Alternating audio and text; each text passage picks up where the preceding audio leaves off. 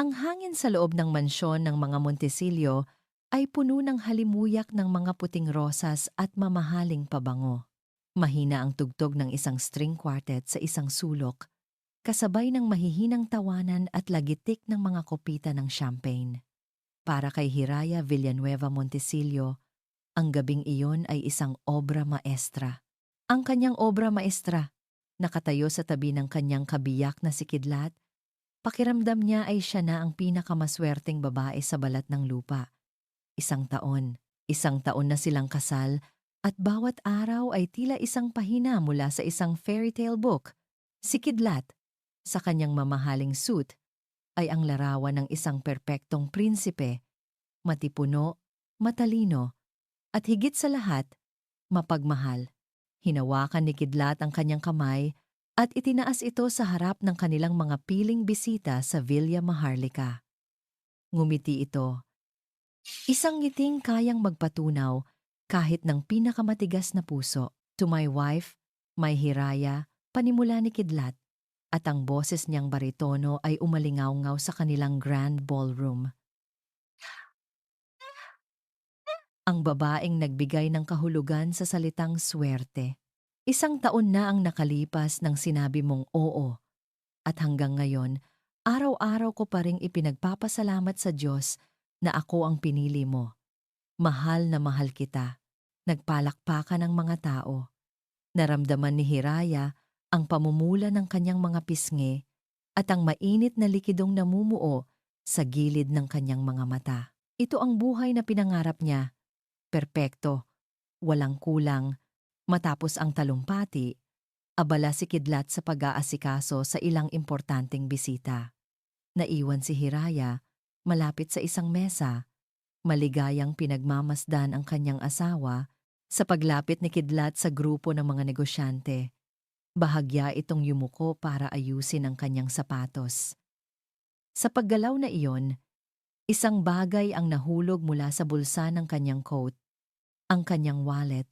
Ay, mahal, mahinang sabi ni Hiraya, at mabilis na lumapit para damputin ito. Nang pulutin niya ang mamahaling leather na wallet, may isa pang bagay na gumulong palabas mula rito. Isang itim, manipis na telepono. Hindi ito ang pamilyar na teleponong gamit ni Kidlat. Kumunot ang noo ni Hiraya. Baka isa itong business phone, naisip niya. Ngunit may kung anong kaba ang biglang kumurot sa kanyang dibdib. Isang malamig na pakiramdam na hindi niya maipaliwanag. Dala ng hindi mapakaling kuryosidad, binuksan niya ang telepono. Laking gulat niya na wala itong password. At sa pagbukas ng screen, bumungad sa kanya ang isang wallpaper na nagpatigil sa pag-ikot ng kanyang mundo. Isang litrato. Litrato ng isang babaeng nakatalikod sa isang beach. Ang buhok ay nililipad ng hangin. Pamilyar ang hubog ng katawan. Pamilyar ang kulay ng buhok. Nanginginig ang mga kamay ni Hiraya habang binubuksan niya ang message inbox. Isang pangalan lang ang naroon. Isang pangalan na tila isang punyal na biglang itinarak sa kanyang puso. Silaw. Ang pangalan ng kanyang kapatid. Sa ama, dahan-dahan niyang pinindot ang conversation. Bumaha sa screen ang mga mensaheng puno ng lambing. Puno ng mga pangarap na hindi siya kasama. Silaw. Miss na kita. Kailan ulit tayo magkikita ng tayong dalawa lang? Kidlat. Soon. My love. Konting tiis na lang. Silaw.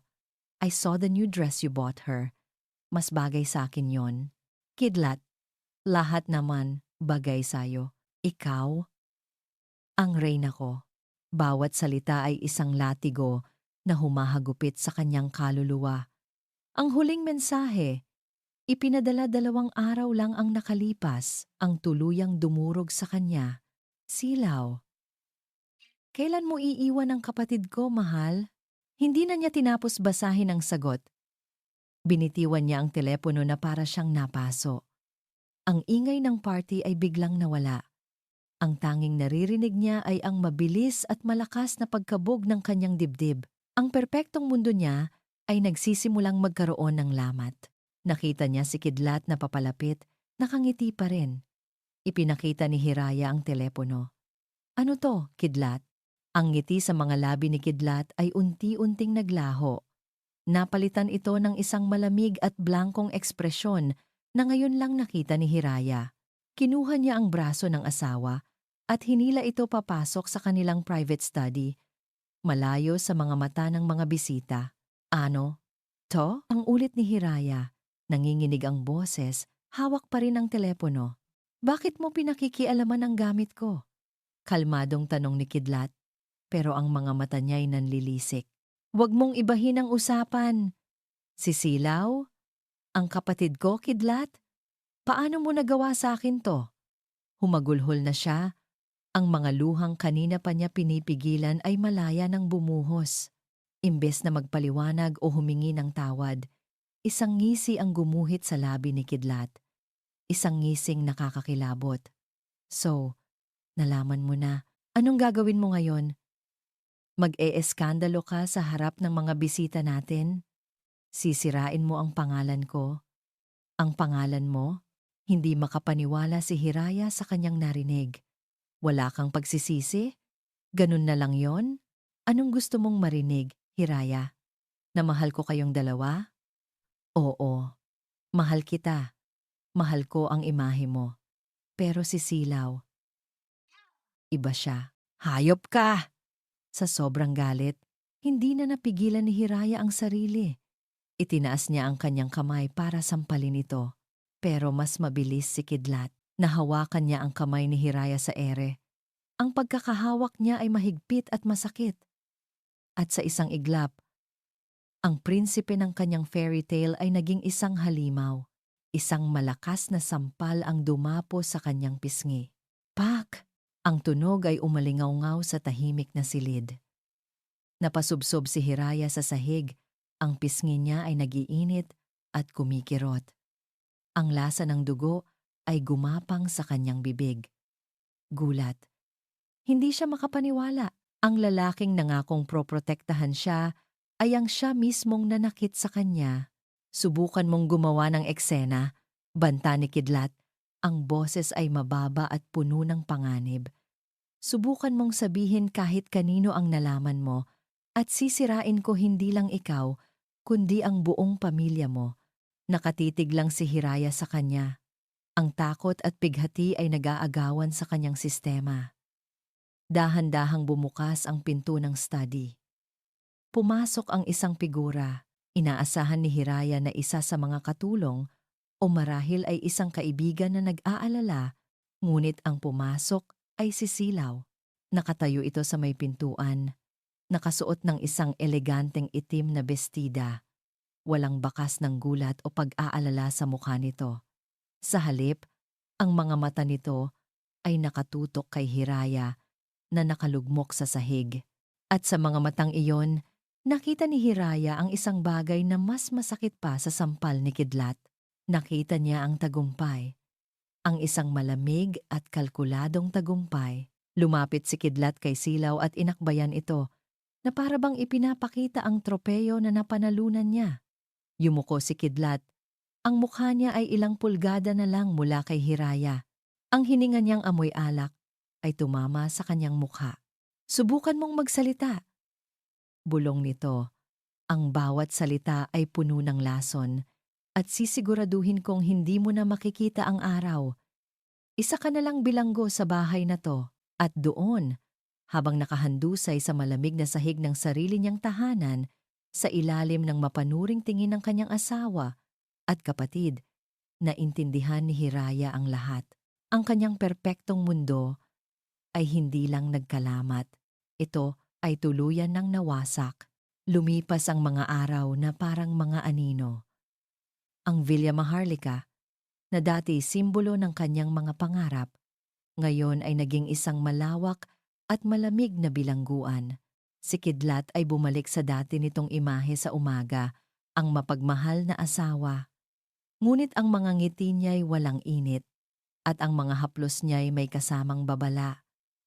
Ang kanyang telepono ay kinuha, ang internet access sa kanyang laptop ay pinutol. Ang mga hardinero at katulong ay naging mga bantay na may matang mapanuri.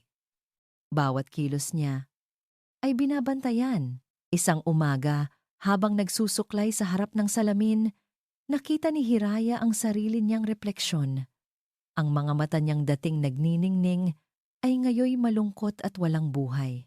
Sa ilalim ng makapal na concealer, naroon pa rin ang bahagyang kulay lila ng pasa mula sa sampal ni Kidlat noong gabing iyon. Hinaplos niya ito. Ang sakit sa pisikal ay wala na, ngunit ang sakit sa kanyang puso at kaluluwa ay sariwa pa rin, kumikirot sa bawat paghinga. Pumasok si Silaw sa kanyang silid nang hindi kumakatok.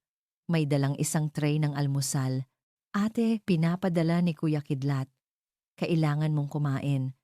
Sabi nito, ang boses ay puno ng pekeng pag-aalala. Inilapag ni Silaw ang tray sa mesa. Tinitigan lamang ito ni Hiraya. Ang mukha ng kanyang kapatid ay ang mukha ng isang anghel. Ngunit ang mga mata nito'y mata ng isang demonyo. Hindi ako nagugutom. Walang ganang sagot ni Hiraya. Huwag ka nang magmatigas, ate. Alam nating dalawa na wala kang laban dito. Tanggapin mo na lang, mas magiging madali ang lahat para sa'yo. Payo ni Silaw, bago tumalikod at lumabas ng silid. Naiwan si Hiraya na mag-isa, kasama ang kanyang takot at desperasyon. Gabi-gabi, umiiyak siya nang walang tunog sa kanyang unan. Paano siya nakulong sa ganitong sitwasyon? Wala na ba talagang pag-asa? Sa gitna ng kanyang pag-iisip, isang alaala ang biglang pumasok sa kanyang isipan. Isang alaala mula sa isang family gathering. Halos 6 na buwan bago sila ikasal ni Kidlat. Ipinagmamalaki noon ni Kidlat ang bago nitong sports car. Lahat ay humanga, maliban sa isang tao. Si Dalisay Arefalo, ang pinsan ni Kidlat, isang pulis. Naalala ni Hiraya ang seryosong mukha ni Dalisay habang tinititigan nito ang sasakyan. Mabilis ang pag-asenso mo. Pinsan, sabi nito, ang tono ay hindi nangiinsulto, kundi nag-uusisa. Saan nga ulit galing ang kapital mo para sa import-export business mo? Naging tensyonado ang paligid. Tumawa lang si Kidlat. Sipag at tiyaga lang yan, say. Dapat subukan mo ring minsan, imbes na magbilad ka lang sa araw habang buhay. Hindi ngumiti si Dalisay. May kung anong tingin sa mga mata nito na nagsasabing hindi ito kumbinsido. Simula noon, naging mailap na si Kidlat sa pinsan nito, Dalize. Ang pangalan ay umalingamngaw sa isipan ni Hiraya na parang isang kampana ng simbahan, isang pulis. Isang taong hindi basta-basta naniniwala sa mga ngiti at kasinungalingan ni Kidlat. Siya ang tanging pag-asa niya. Ngunit paano? Paano niya ito makokontak? Kinabukasan, nagsimula siyang magplano. Alam niyang kailangan niya ng perpektong tiyempo. Kailangan niyang magpanggap. Sa loob ng 1 linggo, ipinakita ni Hiraya ang isang bersyon ng sarili na gusto nilang makita. Sumusunod siya. Kumakain siya sa tamang oras. Ngumingiti siya kapag kinakausap ni Kidlat. Naging isa siyang perpektong manika. Ang kanyang pagkakataon ay dumating. Isang hapon, ipinaalam ni Silaw na bibili ito ng bagong damit para sa isang event. Sasama ako. Mabilis na sabi ni Hiraya. Nagulat si Silaw. Bakit? Gusto kong lumabas. Nababagot na ako dito, sabi ni Hiraya.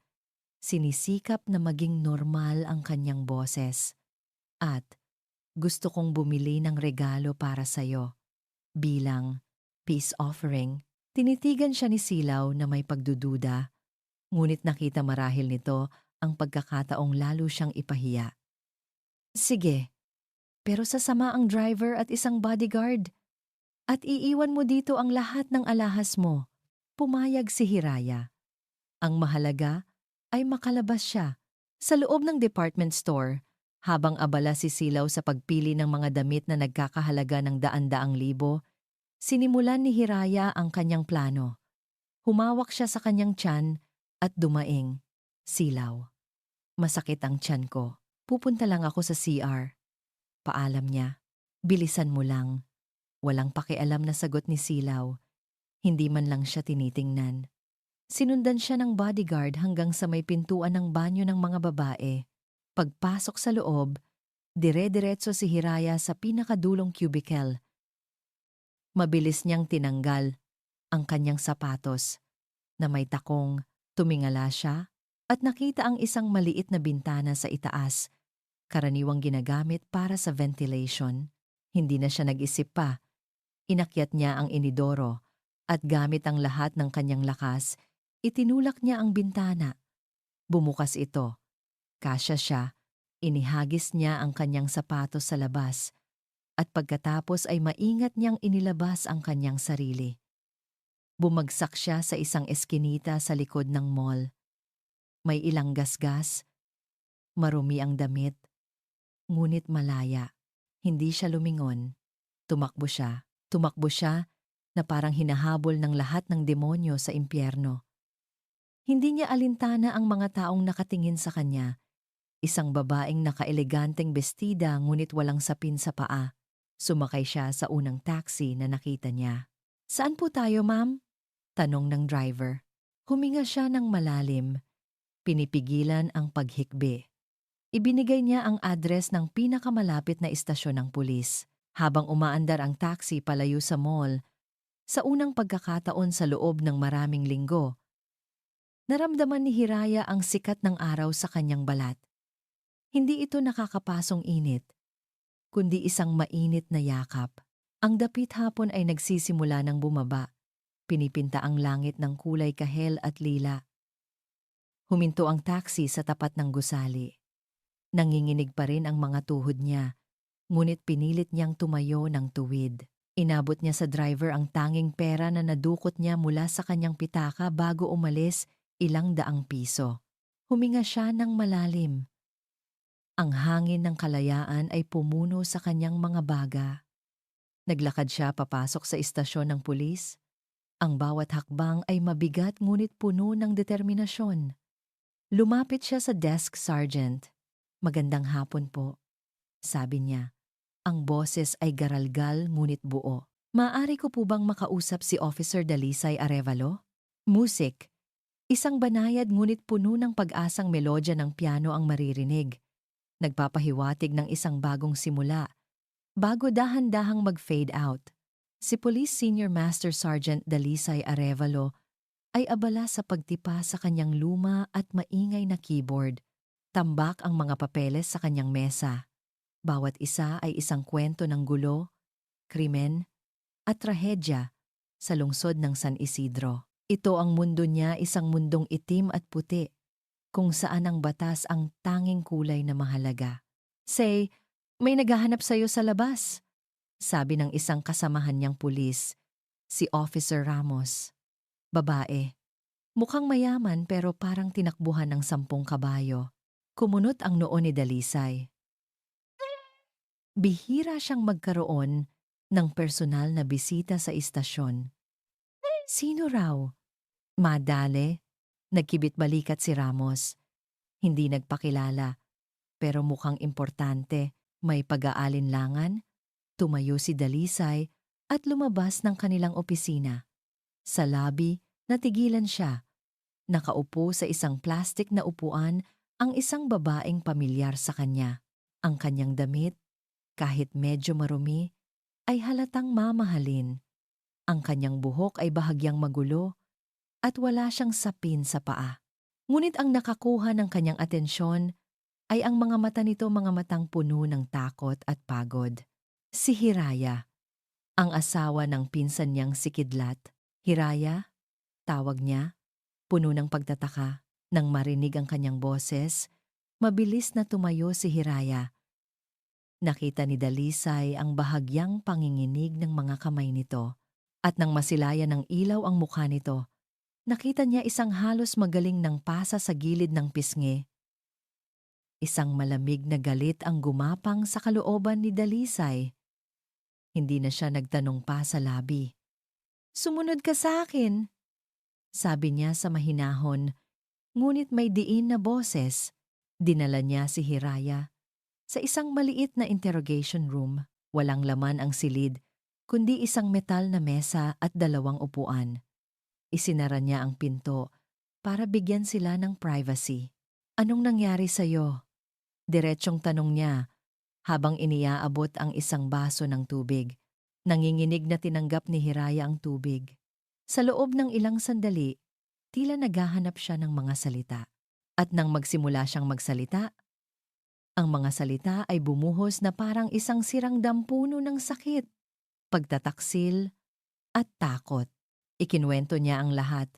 Ang party, ang sikretong telepono, ang relasyon ni Kidlat at Silaw, ang pananakit, ang pagkakakulong sa sarili niyang bahay. Habang nagsasalita si Hiraya, si Dalisay ay tahimik na nakikinig. Bawat salita na lumalabas sa bibig nito ay nagpapatibay lamang sa mga hinala na matagal na niyang itinatago sa kanyang dibdib. Matagal na niyang nararamdaman na may mali sa biglaang pagyaman ni Kidlat. Masyadong mabilis, masyadong magarbo, masyadong perpekto para maging totoo. Nang matapos si Hiraya, basang-basa na ng luha ang kanyang mga pisngi. Tulungan mo ako, Dalisay. Pakiusap. Hindi ko alam kung sino pa ang lalapitan ko. Tumayo si Dalisay at lumapit sa isang filing cabinet sa sulok.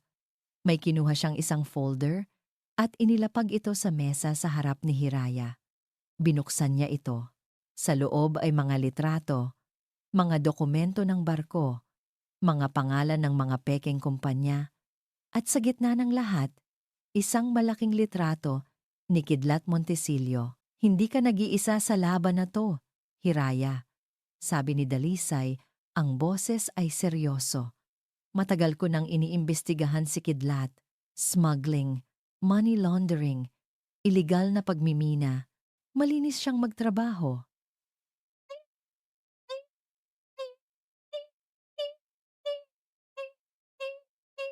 Pero alam kong sangkot siya. Binuksan ni Hiraya ang kanyang palad.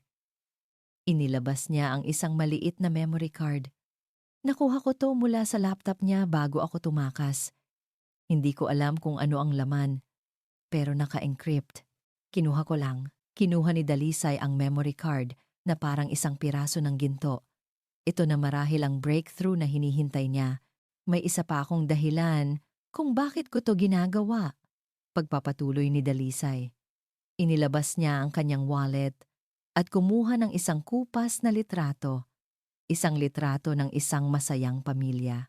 Isang lalaki, isang babae, at isang batang Dalisay. Ito ang papa ko, sabi niya. Tiyo ni Kidlat, 10 taon na ang nakalipas. Bago pa man maging ganito kayaman si Kidlat, nilapitan niya si papa para maging business partner. Isang investment na masyadong maganda para maging totoo. Tumanggi si papa. Alam niyang may illegal na mangyayari. Huminto siya sandali. Ang panga ay nagtiim. Isang linggo, pagkatapos noon, naaksidente ang sinasakyan ni papa. Isang truck na nawalan daw ng preno. Buhay siya. Pero hindi na siya muling nakalakad. Ipinakita niya kay Hiraya ang kasalukuyang litrato ng kanyang ama sa kanyang telepono, isang lalaking nakangiti ngunit nakaupo sa isang wheelchair. Walang ebidensya, sabi ni Dalisay. Walang nakakita. Pero alam ko, Hiraya, sa puso ko, alam kong si Kidlat ang may gawa noon. Hindi lang ito tungkol sa batas. Personal na to. Sa unang pagkakataon, nakita ni Hiraya ang apoy sa mga mata ni Dalisay. Isang apoy ng determinasyon na sinubok ng panahon. Naintindihan niyang hindi lang siya humihingi ng tulong, nag-aalok din siya ng tulong para sa hustisyang matagal nang ipinagkakait sa pamilya nito. Anong kailangan kong gawin? Tanong ni Hiraya. Ang boses ay matatag na. Ito ang pinakamahirap na parte, sabi ni Dalisay. Umupo muli sa tapat niya. Kailangan mong bumalik. Nanlaki ang mga mata ni Hiraya sa takot. Bumalik? Sa impyernong yon? Kailangan natin ng mas matibay na ebidensya. Isang bagay na direktang mag-uugnay sa kanya. Isang recording. Isang dokumento. Kailangan nating malaman ang susunod niyang galaw. Paliwanag ni Dalisay. Pero sa pagkakataong ito, hindi ka na mag-iisa. Babantayan kita, poprotektahan kita, pero kailangan kong pagkatiwalaan mo ako ng buo at sundin ang lahat ng sasabihin ko. Kaya mo ba? Tinitigan ni Hiraya si Dalisay. Nakita niya sa mga mata nito ang sinseridad at isang bigat na matagal na nitong pinapasan. Napagtanto niyang tapos na ang panahon ng pagiging biktima. Oras na para lumaban. Tumango siya. Kaya ko. Isang alyansa ang nabuo sa loob ng maliit at malamig na silid na iyon. Isang alyansang isinilang mula sa pagtataksil at pinagtibay ng iisang layunin. Ang pabagsakin si Kidlat Montesilio. Inihatid ni Dalisay si Hiraya sa labas. Binigyan niya ito ng isang maliit, lumang telepono at kaunting pera. Gamitin mo to para tawagan ako. Huwag kang gagamit ng iba. Umuwi ka na. Sabihin mong nag-isip-isip ka lang. Magpanggap kang nagsisisi. Tumango si Hiraya. Habang pasakay siya ng bus, ang bigat sa kanyang dibdib ay bahagyang gumaan. May kakampi na siya. May pag-asa na. Ngunit nang umupo siya sa loob ng bus, biglang nag-vibrate ang bagong telepono na hawak niya. Isang text message mula sa isang unknown number. Nanginginig niyang binuksan ito. 2 pangungusap lang ang nakasulat. Ngunit sapat na iyon para manumbalik ang lahat ng takot at palamigin ang kanyang buong katawan. Nakita namin kayo. Akala mo ba makakatakas ka? Music. Isang bigla at matalas na tunog ng violin ang maririnig, kasunod ng isang mabilis at kumakabang na beat na nag-iiwan ng tensyon sa ere bago tuluyang mag-fade out. At Axalain, ang mensaheng iyon ay parang isang kadena na muling iginapos sa mga paa ni Hiraya habang naglalakbay pa uwi ang bus. Bawat anino sa labas ng bintana ay tila mga matang nakamasid sa kanya. Ang kalayaang sandali niyang natikman ay biglang naglaho. Napalitan ng isang mas malalim na takot. Alam nila, nakita nila siya kasama si Dalisay. Ang pagbabalik niya ay hindi na lang isang plano. Ito ay isang pangangailangan para mabuhay. Nang tumayo siya sa tapat ng dambuhalang gate ng Villa Maharlika, huminga siya ng malalim, pinakalma ang kumakabang dibdib. Inayos niya ang kanyang sarili. Pinunasan ang nalalabing bakas ng luha at isinuot ang maskara ng isang nagsisising asawa. Pagpasok niya sa pinto, nandoon si Kidlat, nakaupo sa sala, kalmadong nagbabasa ng dyaryo na para bang walang nangyari. Sa tabi nito ay si Silaw. Pinapakinis ang kanyang mga kuko. Ang eksena ay sobrang normal, na lalo lang nakadagdag sa pangingilabot na nararamdaman ni Hiraya. Nag-enjoy ka ba sa pamamasyal mo? Tanong ni Kidlat. Hindi inaalis ang tingin sa dyaryo. Kidlat, patawarin mo ako, sabi ni Hiraya. Ang boses ay sinadya niyang gawing mahina at nanginginig. Lumuhod siya sa sahig. Isang bagay na hindi niya naisip na gagawin niya kailanman. Natakot ako. Naguluhan. Hindi ko na uulitin. Pakiusap. Patawarin mo ako. Ibinaba ni Kidlat ang dyaryo. Tinitigan niya si Hiraya na nakaluhod. Isang malamig na ngisi ang gumuhit sa kanyang mga labi. Ito ang gusto niya ang makita si Hiraya na sunod-sunuran, durog at walang kapangyarihan. Tumayo ka, utos niya. Magpahinga ka na sa kwarto mo. At Hiraya, dagdag niya, habang papalakad na si Hiraya paakyat, huwag na huwag mo nang susubukang tumakas ulit. Dahil sa susunod, baka hindi na lang pasa sa pisngi ang makuha mo. Ang banta ay malinaw, ngunit sa pagkakataong ito, may kakaiba sa loob ni Hiraya. Ang takot ay naroon pa rin, ngunit sa ilalim nito, may isang bagong damdamin na umuusbong tapang. Isang tapang na isinilang mula sa kawalan. Kinabukasan, sinimulan niya ang kanyang misyon. Ginampanan niya ang papel ng isang perpektong asawa. Ngunit ang kanyang mga mata ngayon ay mas mapanuri. Ang kanyang mga tainga ay mas matalas. Ang bawat kilos at salita sa loob ng mansyon ay kanyang pinakikiramdaman. Isang gabi, habang naghahapunan, narinig niya ang pag-uusap ng dalawa. Kailan darating yung bagong kargamento mula sa Palawan? Tanong ni Silaw habang hinihiwa ang kanyang steak. Sa Biyernes. Siguraduhin mong nakahanda ang mga papeles para sa agricultural supplies. Ayokong magkaaberya tulad ng dati. Sagot ni Kidlat. Agricultural supplies. Iyon ang code word. Isinulat ito ni Hiraya sa kanyang isipan. Kinagabihan, habang mahimbing na natutulog si Kidlat, isang tulog na laging nakakamit ng mga taong walang konsensya, dahan-dahang bumangon si Hiraya sa tulong ng isang maliit na flashlight mula sa emergency kit.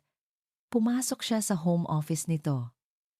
Ang puso niya ay dumadagundong sa bawat hakbang. Ayon sa instruksyon ni Dalisay sa text, may iniwan itong isang maliit na listening device, hindi mas malaki sa isang butones, sa loob ng isang libro na ipinadala nito sa pamamagitan ng isang courier service.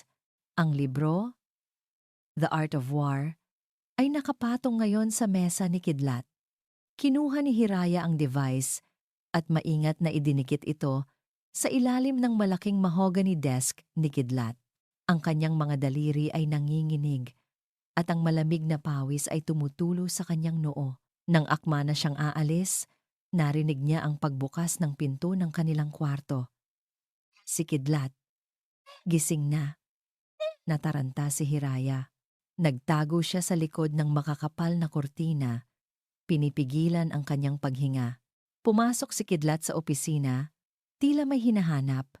Kinuha nito ang isang bote ng alak, uminom ng direkta mula rito, at muling lumabas.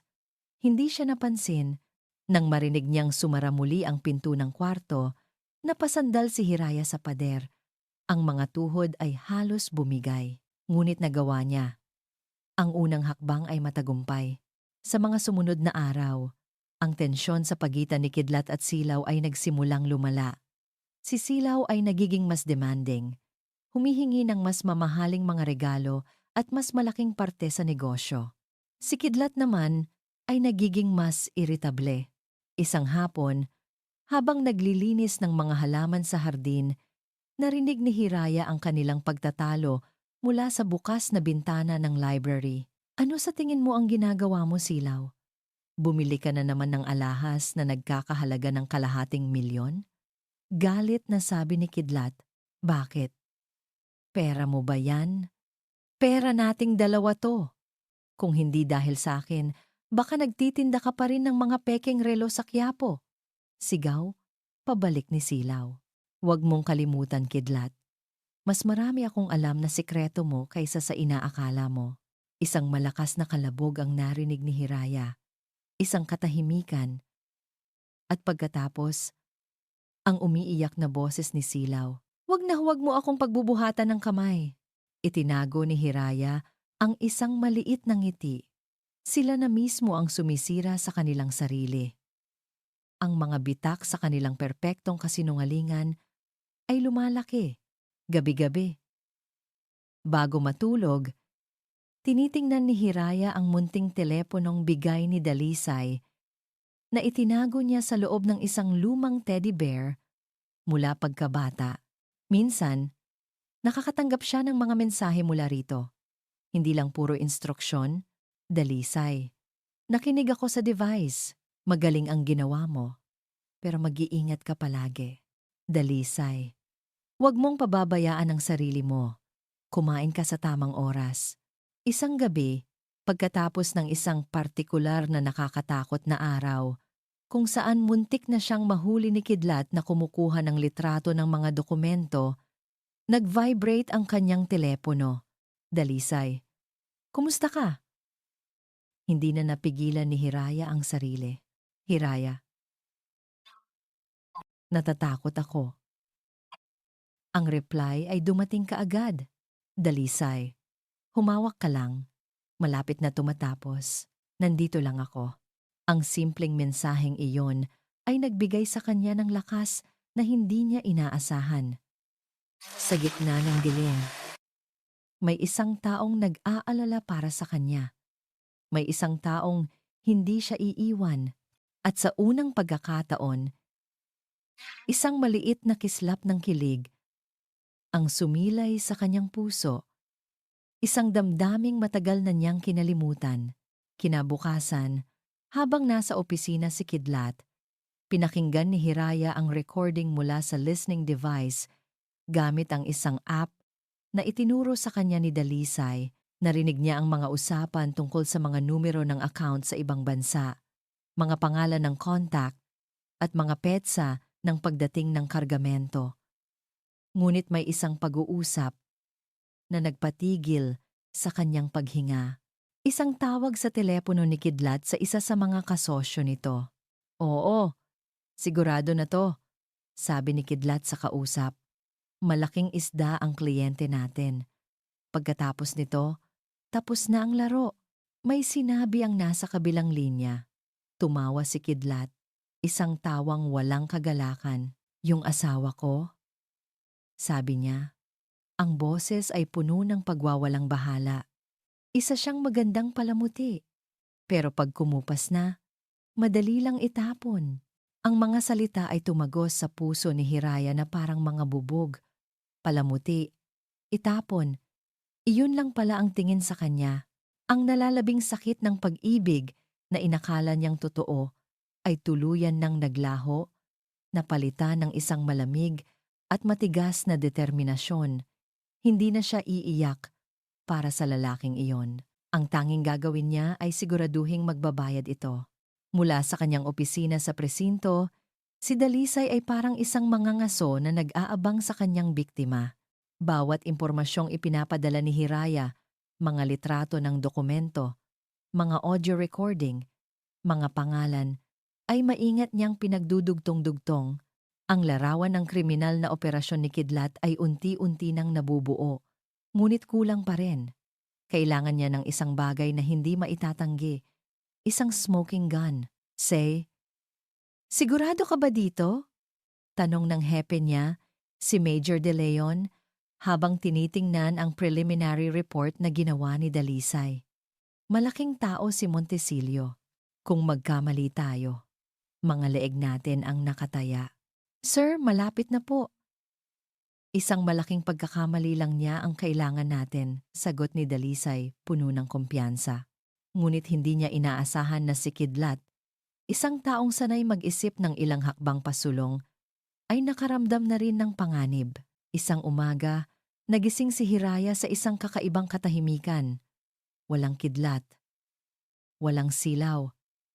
Bumaba siya at nakita ang isang sobre sa ibabaw ng hapagkainan. May pangalan niya. Sa loob, isang sulat mula sa bangko. "Dear Mrs. Montesilio, we regret to inform you that your joint account with Mr. Kidlat Montesilio has been frozen. Effective immediately." Nanlamig si Hiraya. Ito ang account kung saan nakalagay ang lahat ng kanyang personal na ipon at mana mula sa kanyang ina. Sinubukan niyang tawagan ang bangko gamit ang telepono sa bahay. Ngunit wala ng linya.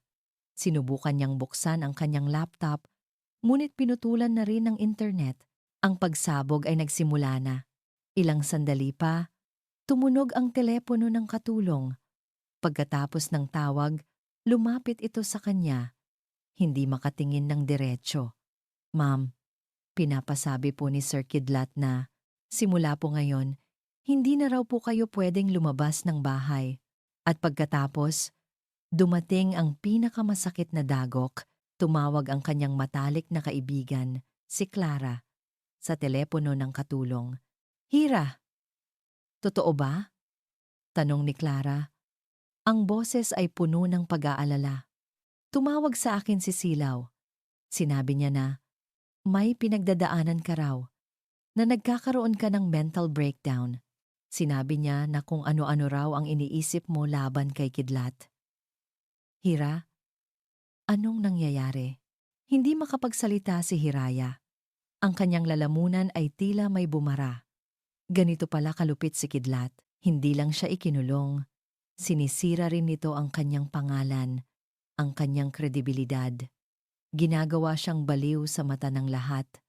Sino pa ang maniniwala sa kanya ngayon? "Clara, hindi, hindi totoo yan." Hirap na hirap niyang sabi. Ang bawat salita ay tila isang basag na bubog. "Hira, Magpagamot ka.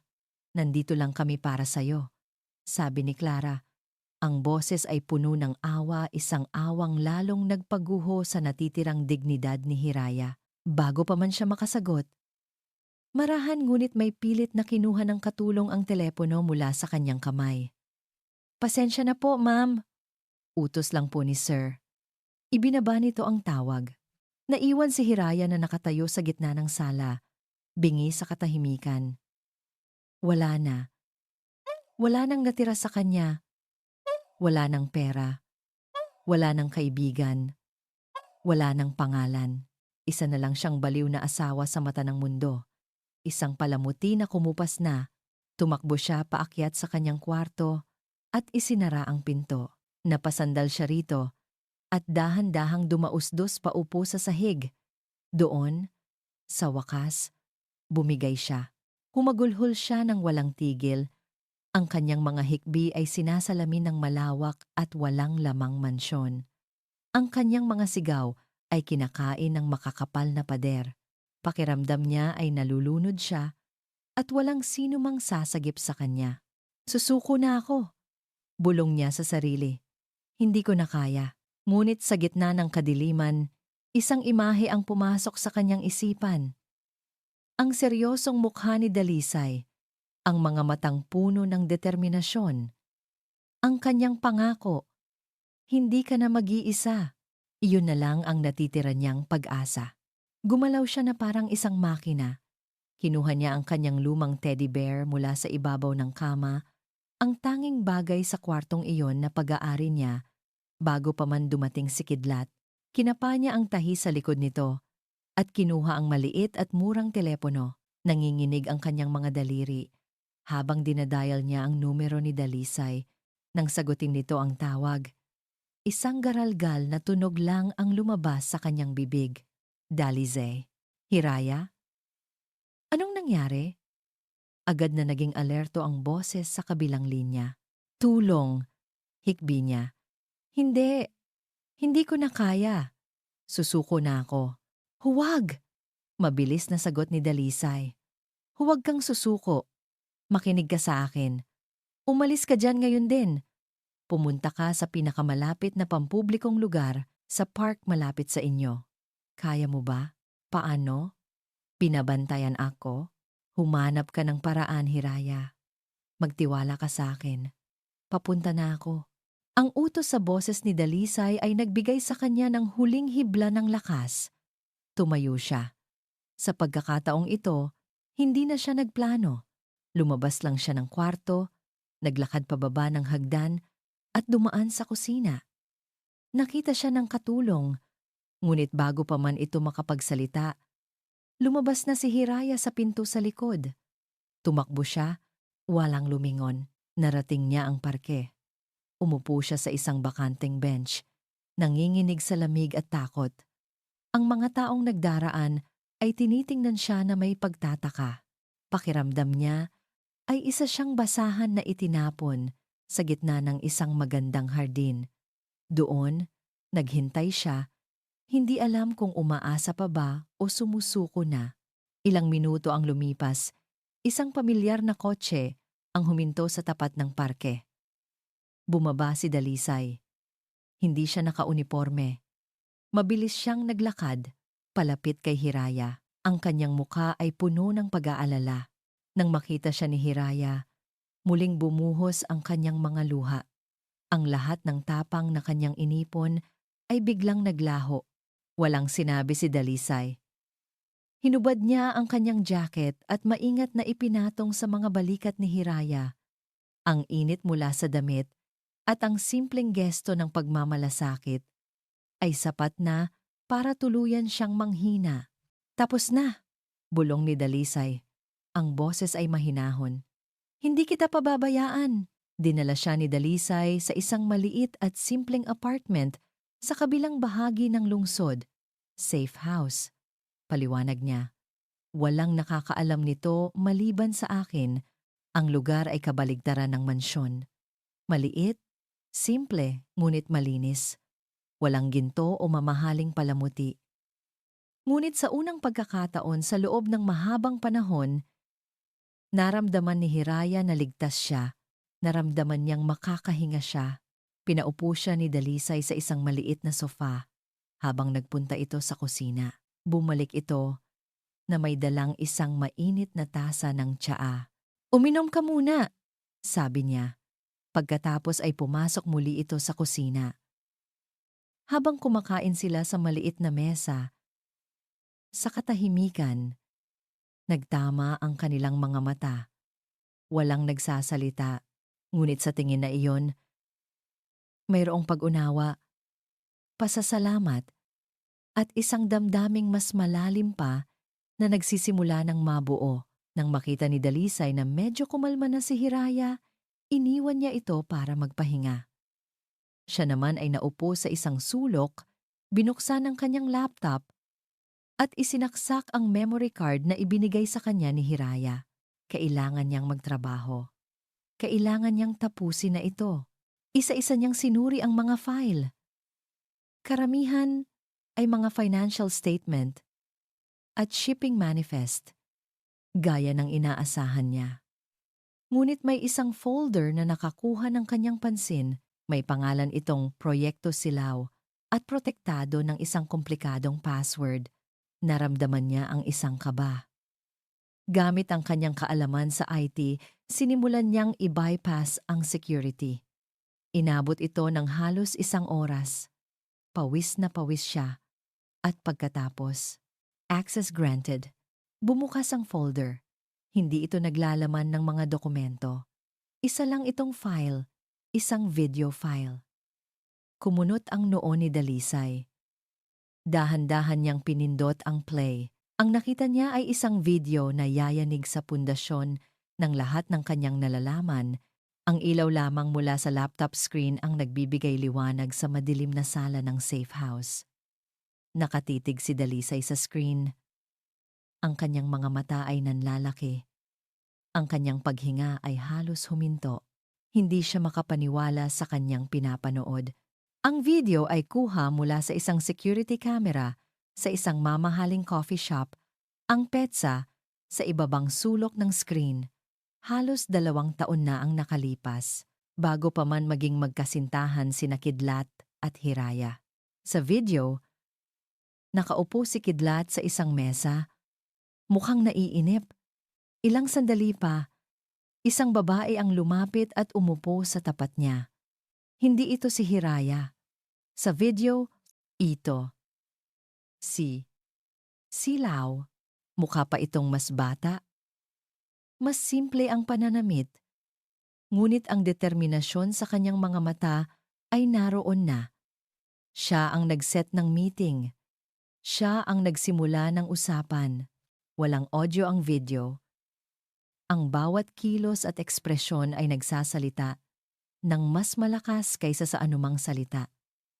Inilabas ni Silao ang isang brown envelope at inilapag ito sa mesa. Binuksan ito ni Kidlat. Inilabas nito ang mga papeles at litrato. Kumunot ang noo ni Kidlat. Pagkatapos ay napalitan ito ng interes. Tinitigan ni Dalisay ang screen. Nilalakihan ng zoom ang mga papeles. Mukha itong mga land title at bank statements. At ang mga litrato ni Hiraya, candid shots, na tila kinuha ng hindi nito alam. Tumingin si Kidlat kay Silao, nagtatanong. Sumagot si Silao, ang mga labi ay gumagalaw ng may kumpiyansa. Naglabas si Kidlat ng panulat. May isinulat si Silao sa isang tissue paper. Isang numero. Tinitigan ito ni Kidlat. Pagkatapos, ngumiti ito isang ngiti ng isang buwaya na nakakita ng kanyang biktima. Inilahad ni Kidlat ang kanyang kamay. Tinanggap ito ni Silao. Nagkamay sila.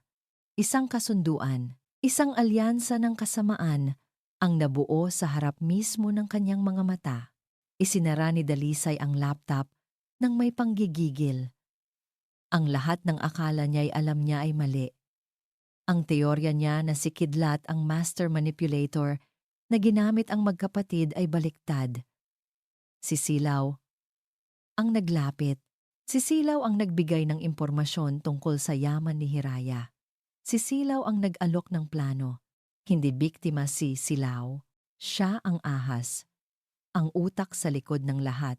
Napahilamos si Dalisay sa kanyang mukha. Ang kalaban na hinaharap nila ay mas tuso, mas mapanganib, at mas personal kaysa sa kanyang inaakala. POV, Hiraya. Nagising si Hiraya mula sa isang magulong panaginip. Pawis na pawis siya. Sa loob ng ilang sandali, hindi niya alam kung nasaan siya. Pagkatapos, naalala niya ang safe house. Si Dalisay. Dahan-dahan siyang bumangon mula sa sofa at lumabas ng kwarto. Nakita niya si Dalisay na nakaupo sa dilim, nakatalikod sa kanya, nakatitig sa blankong screen ng laptop. May kakaiba sa tindig nito. Isang bigat, isang tensyon na halos mahahawakan. Dalisay? Mahina niyang tawag. Okay ka lang? Dahan-dahang lumingon si Dalisay. Ang mukha nito ay seryoso, at ang mga mata nito ay puno ng isang emosyon na hindi niya mabasa. Pagod? Galit? Awa? May kailangan kang makita, sabi nito sa mababang boses. Umupo si Hiraya sa tabi niya. Muling binuksan ni Dalisay ang laptop at pinatugtog ang video mula sa simula. Tahimik na pinanood ni Hiraya. Nakita niya ang mas batang bersyon ng kanyang kapatid. Nakita niya ang envelope, ang mga dokumento, ang kanyang mga litrato, ang pagkakamay, ang ngiti ni Kidlat, ang ngiti ni Silaw. Ang mundo ni Hiraya ay gumuho sa pangalawang pagkakataon, at ang pagguhong ito ay mas malala, mas brutal, at mas hindi ka panipaniwala. Ang sakit ng pagtataksil ng asawa ay masakit, ngunit ang sakit ng pagtataksil ng sarili mong kapatid, ng sarili mong dugo, ay isang lason na gumagapang sa bawat ugat ng iyong pagkatao. Biglang nag-flashback sa kanyang isipan ang lahat.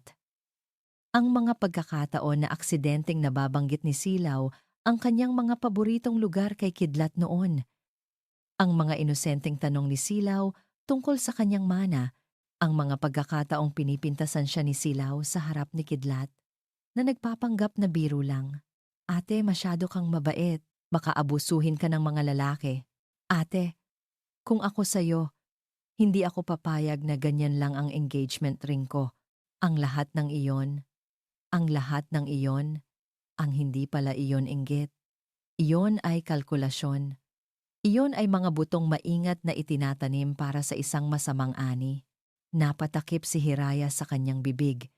Pinipigilan ng isang sigaw ng pighati. Hindi siya makahinga.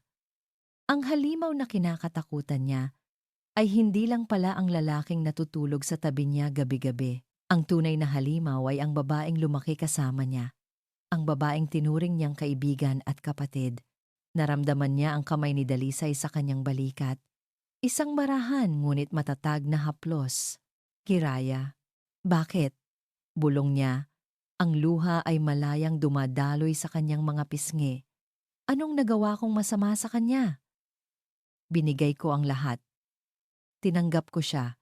Bakit niya to ginawa sa akin?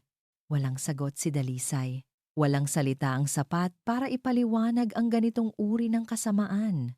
Ngunit habang tinititigan niya ang umiiyak na si Hiraya, ang awa sa puso ni Dalisay ay napalitan ng isang nag-aalab na galit.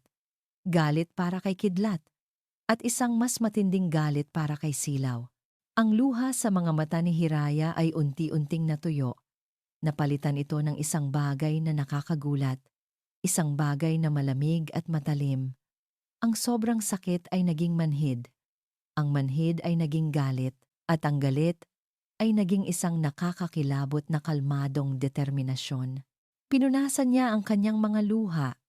Tumingin siya ng diretso kay Dalisay. Ang kanyang mga mata ay hindi na mata ng isang biktima. Hindi lang si Kidlat ang kailangan nating pabagsakin. Sabi niya, ang boses ay matatag at walang bahid ng panginginig. Kailangan niyang pagbayaran ng lahat. Tumango si Dalisay.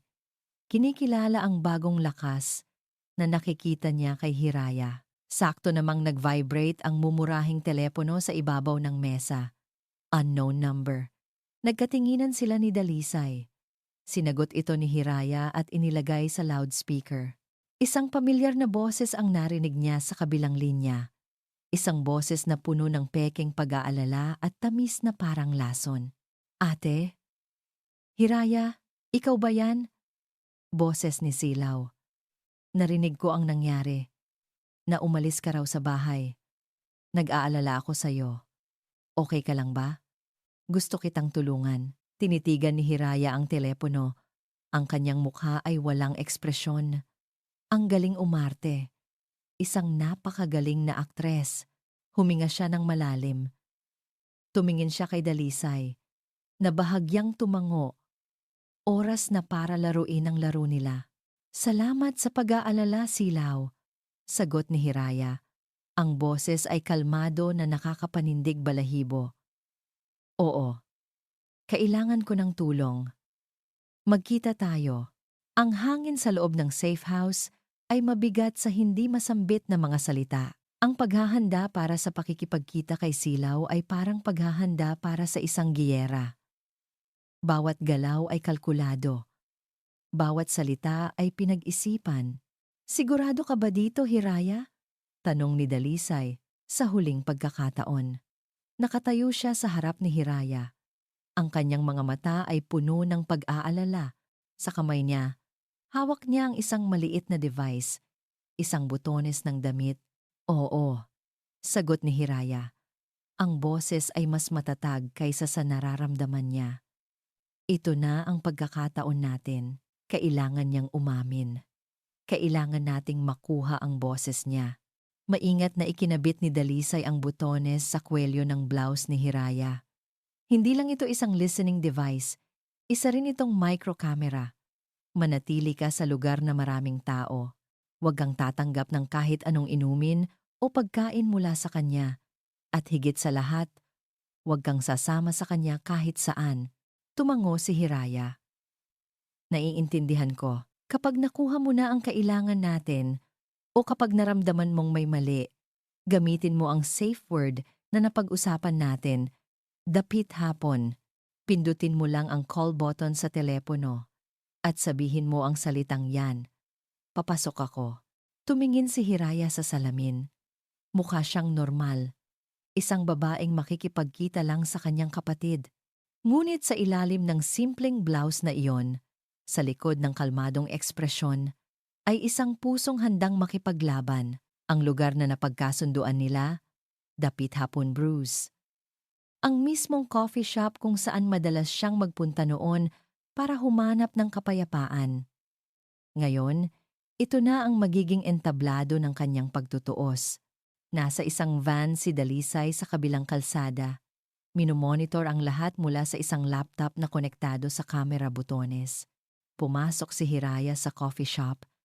Nakita niya agad si Silaw sa isang mesa sa sulok, malapit sa glass window. Kumakaway ito. Ang ngiti ay kasing tamis ng pulot, ngunit kasing pekeng ng mga alahas na suot nito. Ate! Mabuti naman at dumating ka, salubong ni Silaw.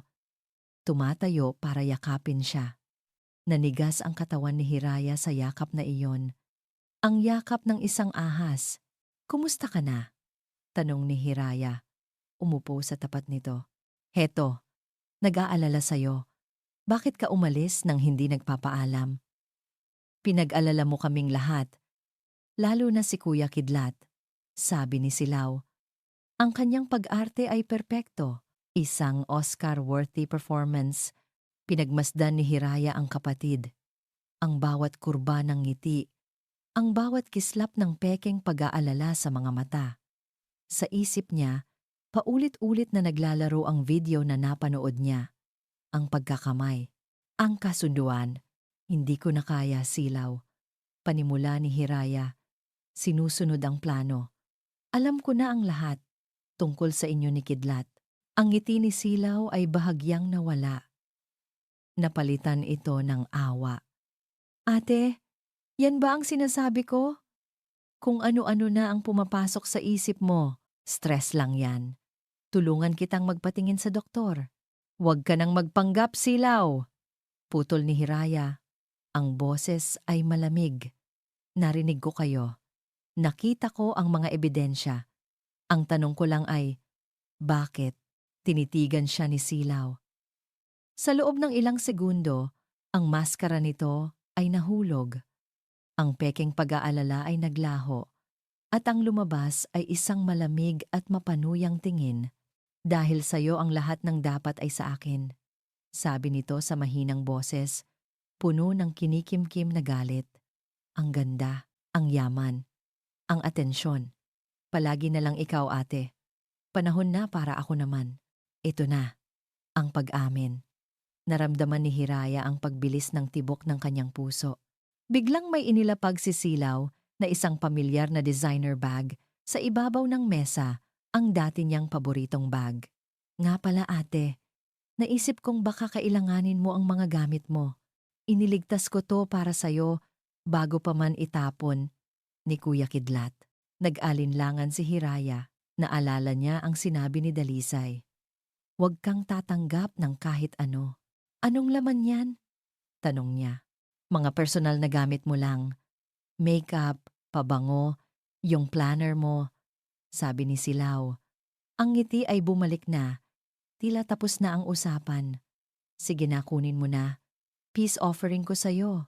Itinulak ni Silaw ang bag palapit sa kanya. Bago pa man makatanggi si Hiraya, biglang bumukas ang pinto ng coffee shop. 4 na unipormadong pulis ang mabilis na pumasok. Ang kanilang mga mata ay diretso sa kanilang mesa. Hiraya Montesilio? Tanong ng isa. Ang boses ay malakas at may awtoridad. Natigilan si Hiraya. Tumingin siya kay Silaw, na ngayon ay may ekspresyon ng pagkabigla at takot sa mukha, isa na namang perpektong pag-arte. Bakit po, officers? Tanong ni Silaw. Mayroon kaming report na sangkot si Mrs. Montesilio sa pagnanakaw ng mga confidential na dokumento mula sa Montesilio Holdings. Sabi ng pulis, kailangan naming inspeksyonin ang kanyang mga gamit. Ang mga mata ng pulis ay napunta sa bag na nasa harap ni Hiraya. Bago pa man siya makakilos, kinuha na ito ng pulis. Binuksan, inilabas ang laman, isang lipstick, isang planner, at isang makapal na folder na may tatak na confidential. Nanlaki ang mga mata ni Hiraya. Hindi, hindi akin yan. Binuksan ng pulis ang folder.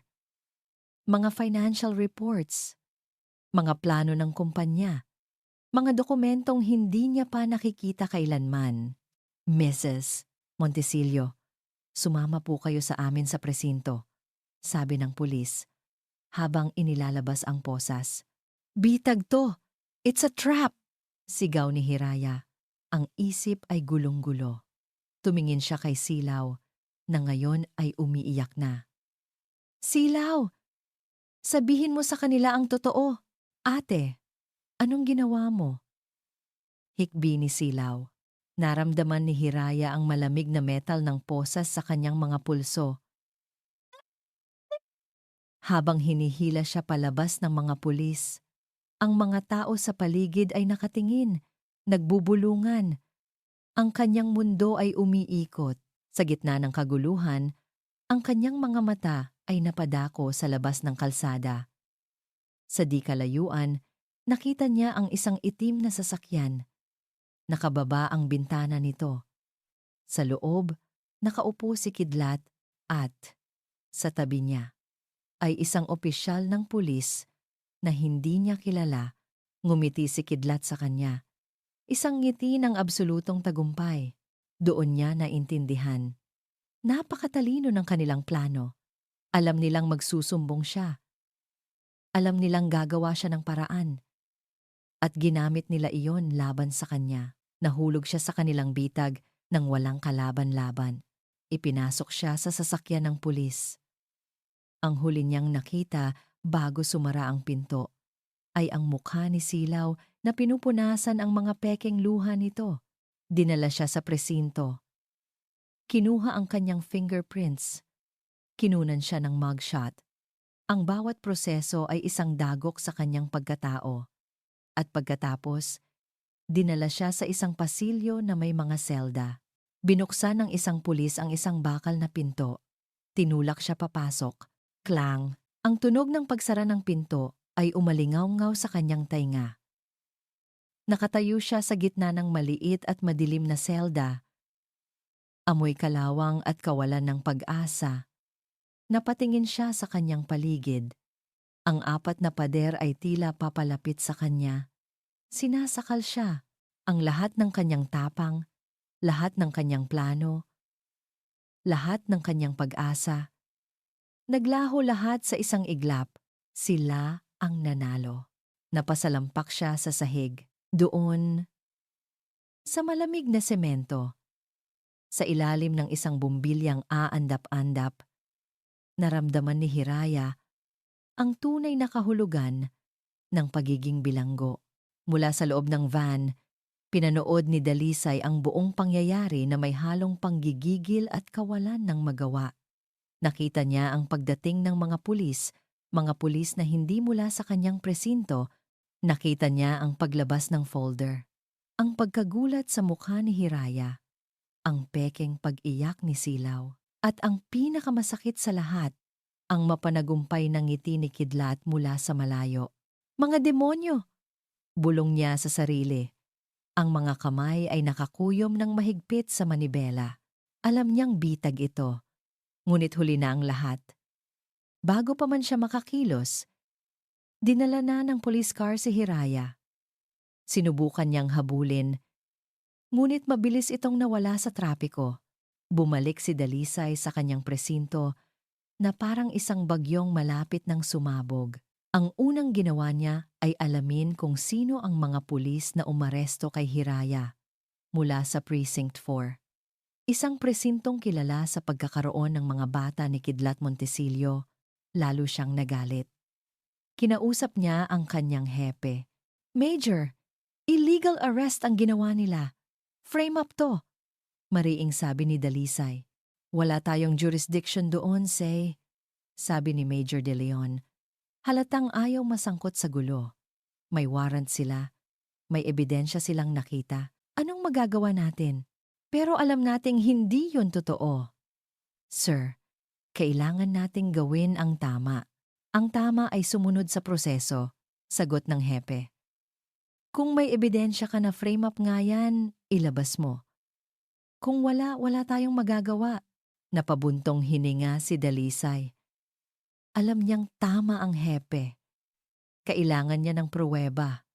Isang bagay na hindi matatawaran. Bumalik siya sa kanyang mesa. Ang isip ay tumatakbo ng mas mabilis pa sa isang bala. Ang huling baraha. Ano ang huling baraha niya? Ang butones. Dali-dali niyang binuksan ang kanyang laptop at pinanood ang recording mula sa kamera butones ni Hiraya. Pinanood niya ang buong eksena, ang pag-uusap, ang pag-amin ni Silaw, at pagkatapos, ang eksena kung saan inilapag ni Silaw ang bag. Paulit-ulit niyang pinanood ang sandaling iyon. Mula sa iba't ibang anggulo, pinalaki niya ang video. At doon, nakita niya isang maliit ngunit napakahalagang detalye. Bago ilapag ni Silaw ang bag sa mesa, ang kamay nito ay bahagyang pumasok sa loob. Isang mabilis na galaw, halos hindi mapapansin. Ngunit sa slow motion, kitang-kita. Ang kamay ni Silaw na may hawak na folder ay pumasok sa bag at lumabas na wala ng dala. Siya ang naglagay ng ebidensya. Siya ang nagtanim. Huli ka! Bulong ni Dalisay. Isang maliit na ngiti ng tagumpay ang sumilay sa kanyang labi. Dala ang kanyang laptop, muli siyang pumasok sa opisina ng hepe. Sir, pakiusapan ko lang po. Panorin niyo to. Pinanood ni Major De Leon ang video, lalo na ang naka-slow motion na parte. Kumunot ang noo niya. Tumingin siya kay Dalisay. Hindi ito sapat para mapawalang bisa ang kaso. Pero sapat na to para magkaroon ng reasonable doubt, sabi ng hepe. At sapat na to para bigyan kita ng go signal na gumalaw. Tumingin ang hepe sa kanyang relo. Bibigyan kita ng 24 na oras, Arevalo. 24 hours. Maghanap ka ng mas matibay na ebidensya para tuluyan nating madiin si Montesilio at mailabas si Hiraya. Pagkatapos ng 24 oras, wala na akong magagawa. Naiintindihan mo? Yes, sir. Maraming salamat po, sir. Sabi ni Dalisay. Sumaludo. Isang karera laban sa oras ang nagsimula. Ang unang hakbang, kailangan niyang makausap si Hiraya. Gamit ang impluwensya ng kanyang hepe, pinayagan siyang bisitahin si Hiraya sa kulungan bilang isang kamag-anak. Nang makita niya si Hiraya sa likod ng rehas, tila dinurog ang kanyang puso. Nakaupo ito sa isang sulok, ang mga mata ay walang buhay, ang dating sigla ay wala na. Ngunit nang makita siya nito, isang maliit na kislap ng pag-asa ang bumalik sa mga mata nito. Dalisay, Hiraya, makinig ka. Mabilis niyang sabi. Idinikit ang sarili sa rehas. Nasa akin ang video ng pagtatanim ni Silaw ng ebidensya. Pero hindi pa yan sapat. Kailangan natin ng isang bagay na mas malaki, isang bagay na hindi na nila matatakasan. Tumingin sa kanya si Hiraya. Ang babaeng nakita niyang durog kanina ay unti-unting nagbago. Ang kawalan ng pag-asa sa mga mata nito ay napalitan ng determinasyon. Naalala niya ang lahat. Ang sakit, ang galit, ang pagtataksil. Mayroon, sabi niya. Ang boses ay mahina ngunit malinaw. Naalala niya ang mga salitang narinig niya mula sa listening device. Ang pag-uusap ni Kidlat at ng kasosyo nito, may itatagpo siyang investor mula China sa bodega sa pantalan bukas ng gabi, sabi ni Hiraya. Sinabi niyang malaking isda at pagkatapos nito, tapos na ang laro. Iyon na siguro ang pinakamalaking deal nila. Anong bodega? Saang pantalan? Hindi ko alam ang eksaktong lokasyon, pero nabanggit niya ang pangalan ng barko. Ang Perlas ng Silangan. Iyon na ang kailangan ni Dalisay. Ang pangalan ng barko. Ang huling piraso ng puzzle. Salamat, Hiraya, sabi niya. Ang kanyang mga mata ay nangungusap ng pasasalamat at pangako. Magtiwala ka sa akin. Ilalabas kita diyan. Pagbalik ni Dalisay sa presinto, agad siyang nagtrabaho. Ginamit niya ang kanyang mga contact sa Port Authority. Nahanap niya ang impormasyon. Ang Perlas ng Silangan ay isang cargo ship mula sa China. Nakarehistro bilang nagdadala ng agricultural equipment. At dumaong ito kaninang umaga lamang sa isang pribadong pantalan sa labas ng San Isidro, isang pantalan na pag-aari ng isa sa mga shell company ni Kidlat Montesilio. Bingo. Tinipo ni Dalisay ang isang maliit, ngunit pinagkakatiwalaan niyang team, mga pulis na alam niyang hindi nababayaran. Inilatag niya ang plano. Isang high-risk raid. Mamayang gabi, babagsak si Kidlat Montesilio. Sabi niya sa kanyang mga tauhan, ang boses ay puno ng awtoridad at hindi matitinag na determinasyon. Handa na ba kayo? Isang sabay-sabay na, "Yes, sir," ang kanyang narinig. Habang papalubog ang araw, ang mga sasakyan ng pulis ay tahimik na gumalaw patungo sa pantalan. Huminto sila sa di kalayuan. Nagtatago sa mga anino ng mga container van. Gamit ang isang pares ng binoculars, tinitingnan ni Dalisay ang bodega. May mga armadong bantay. Sa loob, nakikita niya ang paggalaw. Nandoon na sila. Naghihintay sila sa tamang tiempo. Ang pagdating ng investor, maya-maya pa. Isang itim na van ang pumasok sa compound. Bumaba ang ilang lalaking Chinese. Sinalubong sila ni Kidlat at ni Silaw, na nakangiti ng malapad. Pumasok sila sa bodega. Ito na ang pagkakataon. Itinaas ni Dalisay ang kanyang radyo. Ang puso niya ay kumakabog. Para ito sa kanyang ama. Para ito sa hustisya. Para ito kay Hiraya. Lahat ng unit. Standby. Bulong niya sa radyo. Walang gagalaw hanggat wala akong hudyat sa loob ng bodega. Ang hangin ay mabigat sa amoy ng alikabok, dagat at kasakiman. Nakatayo si Kidlat Montesillo sa gitna ng kanyang ilegal na imperyo. Ang dibdib ay namumutiktik sa pagmamalaki. Sa harap niya, nakabukas ang isang malaking crate. Hindi ito naglalaman ng agricultural equipment. Sa halip, ito ay puno ng mga bloke ng cocaine, maingat na nakabalot. Sa kabilang crate, mga peking gold bar na kumikinang sa ilalim ng ilaw ng bodega. As you can see, Mr. Chen, a grade quality. Pagmamayabang ni Kidlat sa investor, habang si Silaw ay nakangiting nag-aalok ng champagne. Ito na ang pinakamalaking deal ng kanilang buhay. Ang deal na maglalagay sa kanila sa tuktok. Very impressive, sabi ni Mr. Chen. Tumatango. Now, let's talk about the payment. Ngunit bago pa man niya matapos ang kanyang sasabihin, isang malakas na tunog ang yumanig sa buong bodega. Blag. Ang malaking metal na pinto ay sapilitang binuksan. Mula sa dilim, bumuhos ang mga pulis na naka-full gear. Ang mga flashlight mula sa kanilang mga baril ay sumisipat sa bawat sulok. Pay. Walang kikilos. Dapa. Ang sigaw ay umalingaw-ngaw, sinundan ng pagkakagulo. Ang mga tauhan ni Kidlat ay nagtangkang gumante. Ngunit mabilis silang napalibutan at napasuko. Si Mr. Chen at ang kanyang mga kasama ay agad na nagtaas ng kamay. Natigilan si Kidlat at Silaw. Ang mga baso ng champagne ay nabitiwan, nabasag sa semento. Ang kanilang mga mukha ay puno ng pagkabigla at hindi paniniwala. Paano? Paano sila natunton?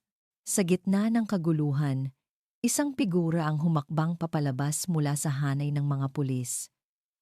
Ang kanyang mukha ay kalmado, ngunit ang mga mata ay nag-aapoy sa matagal nang hinihintay na hustisya. Tapos na ang laro. Pinsan, sabi ni Dalisay Arevalo. Ang kanyang boses ay malamig at matatag. Dalisay! Sigaw ni Kidlat. Walang hiya ka! Traidor. Ako pa? Ang traidor? Ngumisi si Dalisay. Ikaw, na sumira sa buhay ng sarili mong pamilya, na nagtangkang pumatay sa sarili mong tiyo? Wala kang pruweba? Oo, meron. Sagot ni Dalisay, habang ang kanyang mga tauhan ay kinukumpiska ang mga ilegal na kargamento. At marami pa kaming nakita.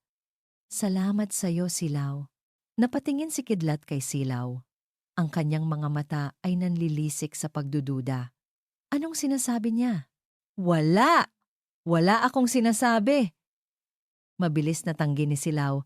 Ang takot ay gumagapang na sa kanyang mukha. Sa gitna ng tensyon, isa pang sasakyan ng pulis ang dumating. Bumukas ang pinto sa likod. Isang babae ang bumaba. Nakasuot ng simpleng damit, ngunit ang kanyang tindig ay puno ng lakas at dignidad. Si Hiraya. Nang makita siya ni Kidlat at Silaw, para silang nakakita ng multo. Hiraya. Nauutal na sabi ni Silaw. Naglakad si Hiraya papalapit sa kanila. Bawat hakbang niya ay mabigat. Bawat hakbang ay isang pagbawi sa lahat ng kinuha sa kanya. Huminto siya sa harap nilang dalawa. Ang kanyang mga mata ay hindi nagpapakita ng galit o paghihiganti. Isang bagay na mas malalim. Isang bagay na mas nakakatakot para sa kanila, kapayapaan.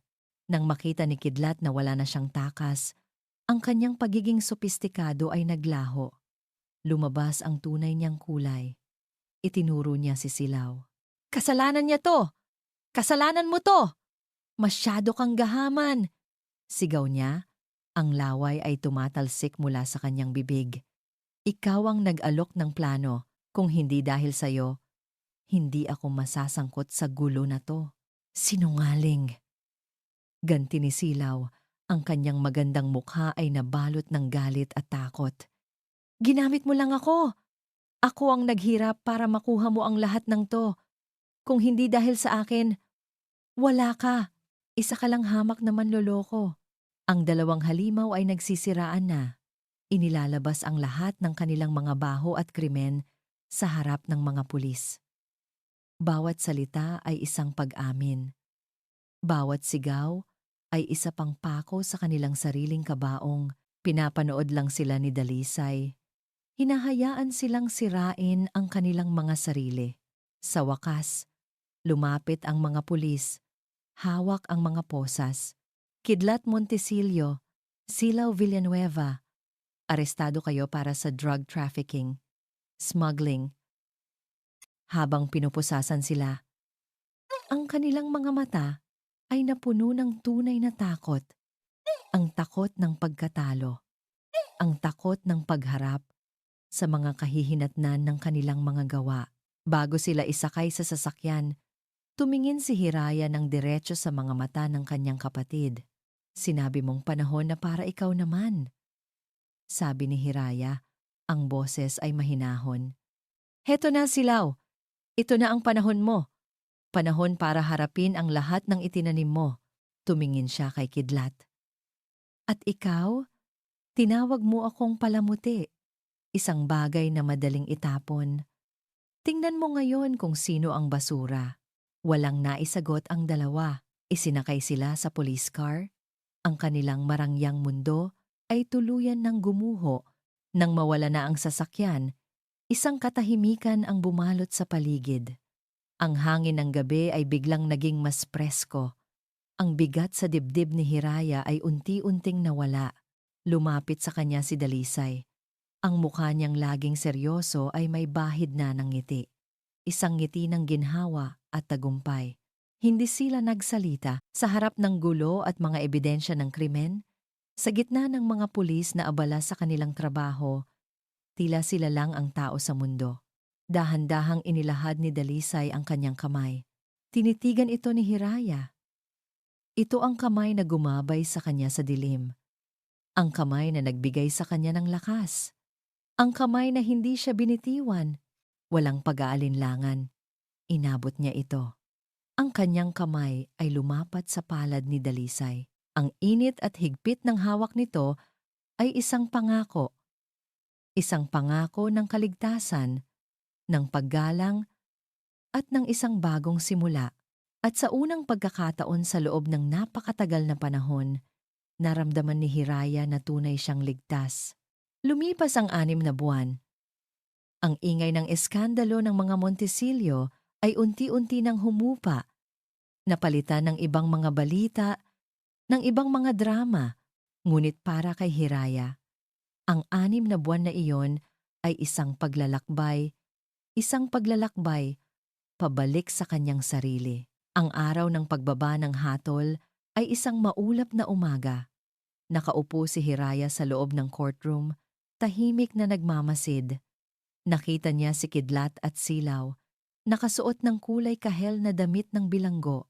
Ang dating yabang ni Kidlat ay wala na, napalitan ng isang maputlang anino. Ang ganda ni Silao ay kumupas. Ang mga mata nito ay laging nakayuko sa sahig. Guilty on all charges. Ang mga salita ng hukom ay umalingaw-ngaw sa silid. Reclusion perpetua. Habang buhay na pagkakakulong. Walang parol, walang naramdamang tuwa si Hiraya. Walang paghihiganti. Ang tanging naramdaman niya ay isang malalim na pagpapalaya. Isang pagsasara ng isang masakit na kabanata. Habang inilalabas sila ng korte, sa huling pagkakataon, nagtama ang kanilang mga mata. Sa mga mata ni Silao, nakita niya ang pagsisisi. Ngunit huli na ang lahat. Tinalikuran na sila ni Hiraya at naglakad palabas tungo sa sikat ng araw. Sa tulong ng pera na na-recover mula sa mga ilegal na asset ni Kidlat, mula sa abo ng kanyang dating buhay, itinayo niya ang isang pangarap, isang maliit at maaliwalas na coffee shop sa isang tahimik na kalye sa San Isidro. Pinangalanan niya itong Hiraya's Haven. Ang lugar ay puno ng amoy ng bagong giling na kape at sariwang baked goods. Ang mga dingding ay pininturahan ng kulay cream, pinalamutian ng mga halaman at maliliit na painting na siya mismo ang gumawa. Ito ang kanyang santuaryo. Ang bawat tasa ng kape na kanyang tinitimpla ay isang simbolo ng kanyang bagong simula. Isang hapon, Habang abala siya sa pag-aasikaso ng mga customer, isang pamilyar na tunog ng kampana mula sa pinto ang kanyang narinig. Napatingala siya. Nakatayo doon si Dalisay. Hindi naka-uniforme, kundi nakasimpleng polo shirt at maong. May dala siyang isang maliit na paso ng halaman, isang succulent. Ngumiti si Hiraya, isang tunay at masayang ngiti. Akala ko hindi ka na darating. Traffic. Simpleng sagot ni Dalisay. Isang maliit na ngiti rin ang gumuhit sa kanyang mga labi. Inilapag niya ang halaman sa counter.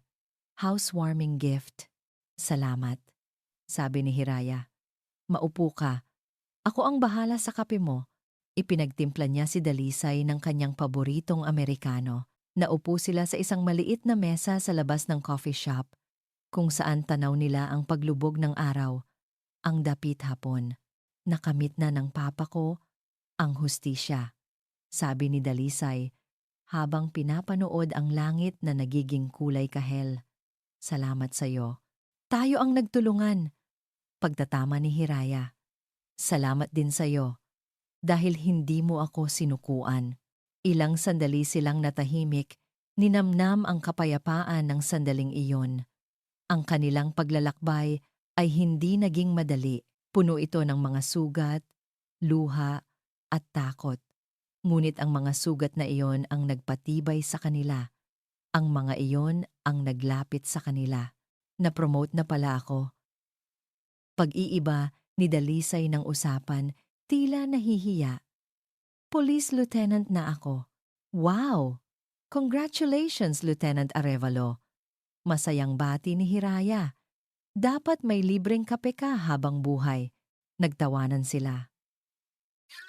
Isang tawang magaan at walang bigat. Huminga ng malalim si Dalisay. Tumingin siya kay Hiraya. Ang kanyang mga mata ay seryoso, ngunit sa pagkakataong ito, may kasama itong lambing. Hiraya, panimula niya. Alam kong marami kang pinagdaanan at ayaw kong madaliin ang mga bagay. Pero gusto ko lang malaman mo na, hindi niya natapos ang sasabihin. Dahan-dahang inilapag ni Hiraya ang kanyang kamay sa ibabaw ng kamay ni Dalisay na nasa mesa. Isang simpleng haplos, ngunit puno ng kahulugan. Tumingin si Hiraya sa kanyang mga mata. Alam ko, Dalisay, nararamdaman ko. Sa mga mata ni Dalisay, nakita niya ang isang pag-ibig na hindi nakabatay sa kasinungalingan o sa karangyaan. Isang pag-ibig na isinilang mula sa pagtitiwala, pinalago ng respeto, at sinubok ng pinakamatinding pagsubok. Isang pag-ibig na tahimik, totoo, at dalisay tulad ng pangalan nito. Ngumiti si Hiraya. Handa ka na ba para sa bagong simula? Tanong nito. Inuulit ang tanong na binitawan ni Dalisay noon. Ngumiti pabalik si Dalisay. Ang kanyang puso ay puno ng kaligayahan. Hinigpitan niya ang hawak sa kamay ni Hiraya. Matagal na akong handa. Habang ang araw ay tuluyang lumulubog sa kanluran, ang dalawang pusong sinugatan ng nakaraan ay magkasamang nanood, nakaharap sa isang kinabukasang puno ng pag-asa. Ang kanilang kwento ay hindi isang fairy tale, ngunit ito ay totoo. At para sa kanila, iyon ay higit pa sa sapat. At dito nagtatapos ang kwento ni Hiraya, isang kwentong nagpapatunay na ang tunay na lakas ay hindi nasusukat sa kung paano natin iniiwasan ang masaktan, kundi sa kung paano tayo bumabangon mula sa abo ng ating mga pighati. Ang aral ng kwento ay malinaw. Sa bawat pagtataksil, mayroong pagkakataong matuto. Sa bawat pagwawakas, mayroong bagong simula. At sa bawat pusong nadurog, mayroong pag-asang magmahal muli ng mas buo, mas matatag, at mas karapat-dapat. Maraming salamat po sa inyong walang sawang pagsubaybay. Kung nagustuhan ninyo ang kwentong ito, ano naman kayang uri ng kwento ang gusto ninyong mapakinggan sa susunod? I-comment nyo lang po sa ibaba. At kung nagustuhan ninyo ang kwentong ito, huwag po kayong mag-atubiling i-like, i-share ito sa inyong mga kaibigan at pamilya. At syempre, pindutin na rin po ang subscribe button para lagi kayong updated sa mga susunod pa nating kwento. I-click nyo na rin po ang notification bell para kayo ang laging unang makarinig sa aming mga bagong upload. Hanggang sa muli, paalam. At dito nagtatapos ang kwento ni Hiraya at Dalisay. Mula sa kaibuturan ng aking puso, maraming salamat sa inyong walang sawang pagsubaybay at pakikipaglakbay sa bawat kabanata ng kanilang istorya. Ang bawat minuto na inilaan ninyo sa pakikinig ay siyang nagbigay buhay at kahulugan sa bawat salitang aking isinulat. Habang isinusulat ko ang kwentong ito, kasama ninyo akong naramdaman ang bawat bighati, takot at pagbangon ni Hiraya. Nais kong lumikha ng isang salaysay na hindi lamang basta tungkol sa pag-ibig na romantiko, kundi tungkol din sa pag-ibig sa sarili, ang kakayahang tumayo mula sa pagkakalugmok, hanapin ang sariling lakas at maniwala na karapat-dapat tayo sa isang pag-ibig na totoo at dalisay. Ang kwento ni Hiraya ay isang paalala na gaano man kadilim ang ating pinagdaanan at gaano man kalalim ang sugat ng pagtataksil, laging may liwanag ng pag-asa na naghihintay. Isang paalala na ang tunay na paghilom ay nagsisimula sa sandaling piliin nating patawarin ang nakaraan, hindi para sa kanila, kundi para sa ating sariling kapayapaan. Ngayong tapos na ang ating paglalakbay, nais kong marinig ang inyong mga saloobin. Anong aral o damdamin ang iniwan sa inyo ng kwento ni Hiraya at Dalisay? Anong bahagi ng kanilang istorya ang pinakatumagos sa inyong puso? Ang inyong mga komento ay magiging inspirasyon para sa mga susunod pang kwentong ating pagsasaluhan. Hanggang sa susunod nating pagkikita sa panibagong kwento ng puso, lagi po ninyong tatandaan na mahalin at pahalagahan ang inyong mga sarili. Nagmamahal, Kwentong Puso TV.